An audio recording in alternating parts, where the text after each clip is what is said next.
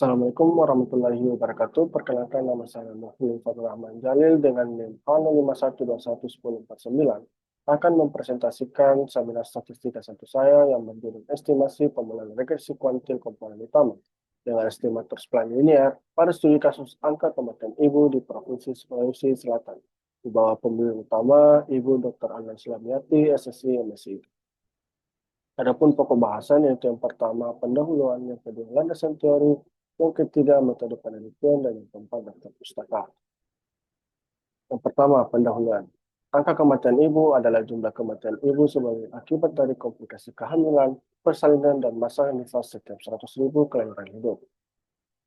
Angka kematian ibu menjadi salah satu target yang telah ditetapkan pada pencapaian Millennium Development Goals di Indonesia untuk menurunkan angka kematian ibu sebesar 102 per 100.000 kelahiran hidup pada tahun 2015. Namun, di Indonesia pada tahun 2015 tidak berhasil mencapai target MDGs dan sampai saat ini angka kematian ibu masih tinggi di Indonesia. Hasil dari survei profil kesehatan Indonesia pada tahun 2023 menunjukkan secara umum terjadi penurunan kematian ibu. Selama periode 1991 hingga 2015 dari 390 menjadi 305 per 100.000 kelahiran hidup. Dan angka kematian ibu periode 2015 hingga 2020 terjadi penurunan dari 305 menjadi 189 per 100.000 kelahiran hidup. Angka ini hampir mencapai target rencana pembangunan jangka menengah nasional atau RPJMN pada tahun 2020 hingga 2024 sebesar 183 per 100.000 kelahiran hidup. Namun, pada tahun 2015, angka yang diperoleh masih jauh dari target MDGs. Pemerintah Indonesia mendapat kesulitan dalam mencapai target yang ditetapkan karena masih kurang meratanya fasilitas kesehatan, khususnya untuk ibu hamil. Sulawesi Selatan menjadi salah satu provinsi yang mengalami kenaikan angka kematian ibu pada tahun 2021 dari tahun sebelumnya. Pada tahun 2020 mengalami penurunan sebanyak 133 orang, dan pada tahun 2021 mengalami kenaikan sebanyak 198 orang atau 132 per 100.000 kelahiran hidup. Metode regresi umumnya digunakan untuk menganalisis data yang mempunyai variabel respon dan variabel prediktor.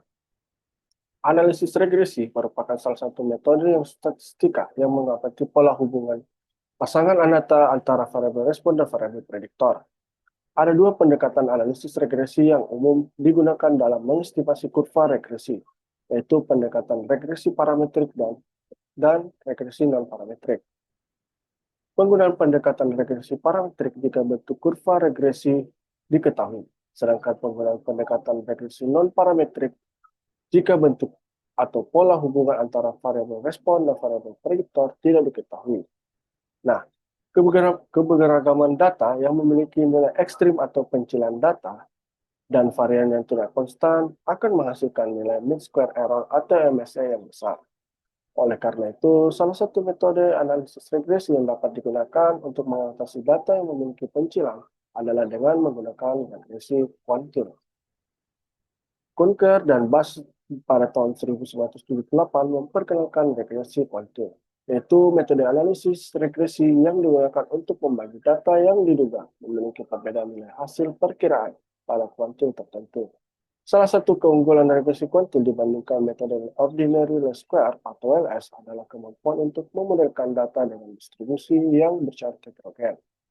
Selain itu, regresi kuantil tidak terpengaruh dengan data yang memiliki pencilan, sehingga tidak mengganggu kestabilan data yang didapatkan.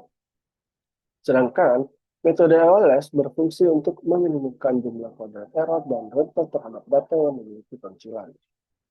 Regresi non-parametrik memiliki fleksibilitas yang tinggi, dikarenakan data yang membentuk estimasi kurva regresi dan pola hubungan antar variabel respon dan variabel prediktor tidak diketahui. Terdapat beberapa estimator dalam regresi non-parametrik, yaitu spline, kernel, polinomial lokal, dan deret Fourier. Spline perlu dipertimbangkan sebagai salah satu estimator dalam regresi non-parametrik untuk menganalisis hubungan regresi. Adapun jenis estimator spline yang telah dikembangkan peneliti, diantaranya spline targeted, spline smoothing, penilai spline, dan spline Poisson. Salah satu keunggulan spline adalah kemampuannya untuk mengatasi bentuk pola data yang cenderung naik dan turun secara tajam. Model spline dapat dilihat dari beberapa kriteria, yaitu mempunyai nilai generalize cross-validation atau GCV minimum dan titik not yang optimal. Analisis regresi yang mempunyai variabel prediktor lebih dari satu sering timbulnya masalah terjadinya hubungan tinggi antara variabel prediktor satu dengan yang lainnya. Nah, dari variabel prediktor yang saling berkorelasi disebut multikolinialitas. Dari kasus multikolinialitas merupakan salah satu pelanggaran asumsi klasik dalam regresi parametrik yang terjadi pada variabel prediktor. Pada pendekatan parametrik, penanganan kasus multikolinialitas dapat diatasi dengan beberapa metode, diantaranya menggunakan regresi Rich dan Principal Component Analysis atau PCA, atau yang dikenal dengan analisis komponen utama. Analisis komponen utama merupakan salah satu metode yang telah dikembangkan untuk mengatasi masalah multikolinialitas untuk mengubah sebagian besar variabel asli yang digunakan dan saling berkorelasi antara variabel prediktor menjadi satu komponen variabel baru yang lebih kecil dan tidak saling berkorelasi. Adapun penelitian terdahulu mengenai regresi kuantil oleh Putri DKK pada tahun 2020, yaitu penggunaan regresi kuantil multivariat pada perubahan trombosit pasien demam berdarah dengue. Kedua itu Faini pada tahun 2021 pemodelan hubungan kepadatan penduduk dan indeks kualitas udara di Indonesia menggunakan regresi kuantil smoothing spline.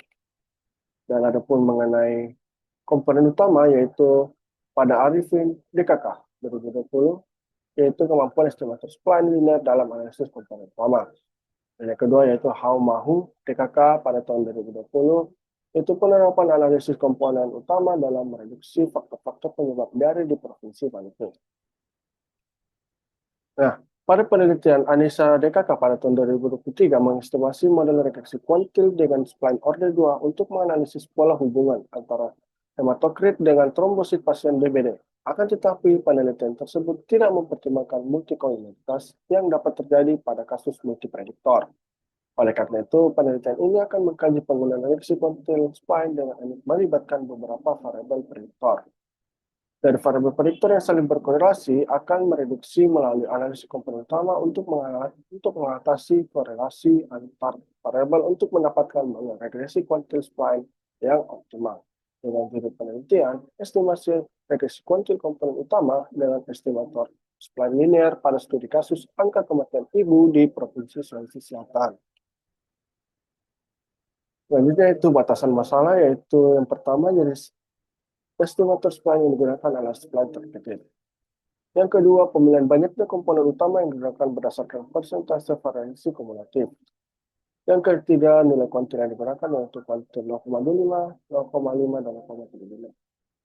Yang keempat, titik not yang digunakan yaitu titik not 1, 2, dan 3, dan pemilihan titik not yang terbaik didasarkan pada nilai GCV minimum. Selanjutnya yaitu tujuan penelitian, yaitu yang pertama memperoleh hasil estimasi fungsi regresi kuantil komponen utama dengan estimator spline linear.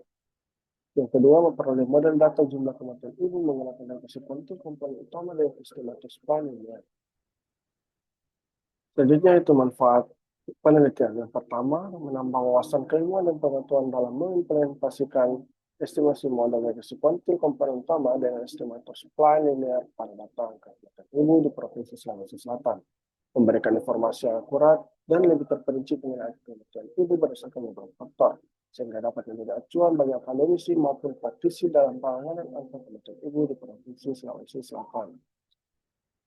Selanjutnya yaitu yang kedua itu landasan teori. Adapun landasan teori yang saya gunakan seperti yang tertera di slide. Selanjutnya yang ketiga, metode penelitian. Data yang digunakan dalam penelitian ini adalah data sekunder yang merupakan data kuantitatif mengenai jumlah kematian ibu di Provinsi Sulawesi Selatan pada tahun 2019 hingga 2021. Data diperoleh dari buku Profil Kesehatan Sulawesi Selatan tahun 2020 hingga 2022 yang diterbitkan oleh Dinas Kesehatan Provinsi Sulawesi Selatan melalui website dinkes.profsulsel.go.id. dengan variabel penelitian, yaitu yang pertama Y, jumlah kematian ibu di Provinsi Sulawesi Selatan, X1 persentase cakupan program K1 ibu hamil, X2 persentase cakupan program K4 ibu hamil, X3 persentase persalinan ditolong tenaga kesehatan, dan X4 persentase peserta KB pasca persalinan, X5 persentase cakupan pelayanan nifas, dan X6 persentase pelayanan kesehatan usia lanjut. Selanjutnya itu metode analisis. Yang pertama, eksplorasi data. Yang kedua, pengecekan pola linear. Yang ketiga, pengecekan pencilan data. Yang keempat, pengecekan multikolinialitas. Yang kelima, menerapkan analisis komponen utama. Yang keenam, membentuk variabel prediktor baru. Yang ketujuh, memodelkan menggunakan regresi kuantil dengan estimator spline. Yang kedelapan, memperoleh model regresi kuantil dan estimator spline berdasarkan nilai disiplin minimum. Dan yang terakhir, interpretasi hasil. Selanjutnya yang terakhir adalah daftar pustaka. Berikut adalah daftar pustaka yang digunakan.